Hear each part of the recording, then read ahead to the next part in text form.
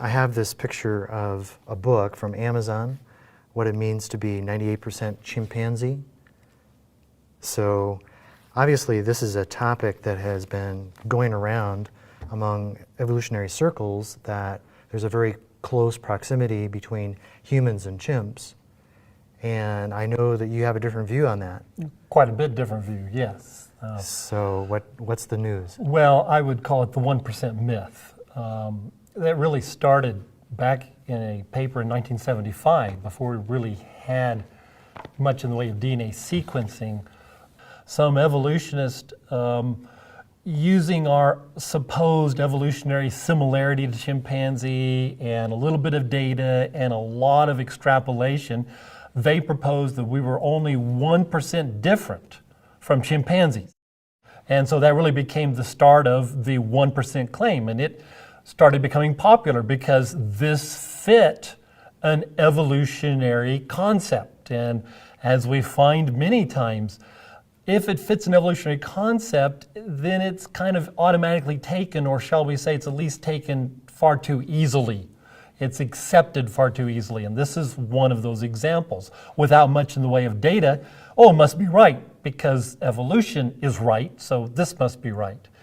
And it really has been, shall we say, repeated and claimed and repeated for the last several decades. And even when the human DNA was finally sequenced in the early part of the 21st century, the claim was still being made, we're only 1% different, only 1% different.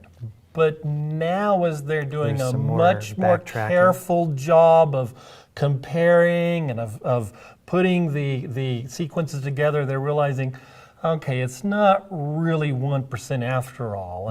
And so now there's recognition, even the evolutionist community, that okay, maybe 4, 5, 6%, but I think that's even being way too favorable.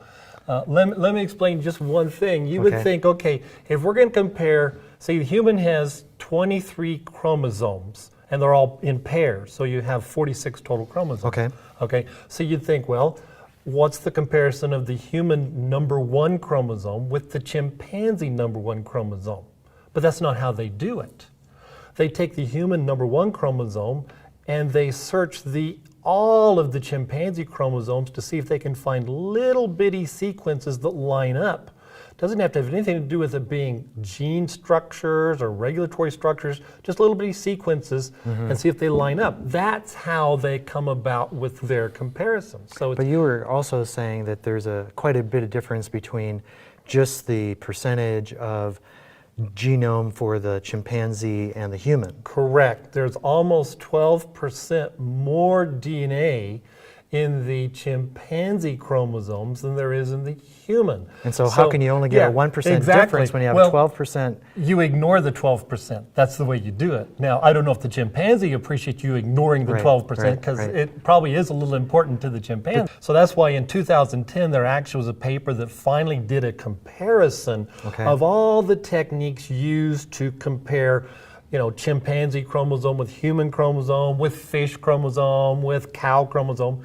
And this paper concluded that they're so flawed in all the ways they do this that you get totally different results depending on what method you use and the assumptions of the method being used. And so the paper really suggested that we can't make a claim of what the similarity is. Now, I promise you, they're still going to be claimed 1%, maybe 2%.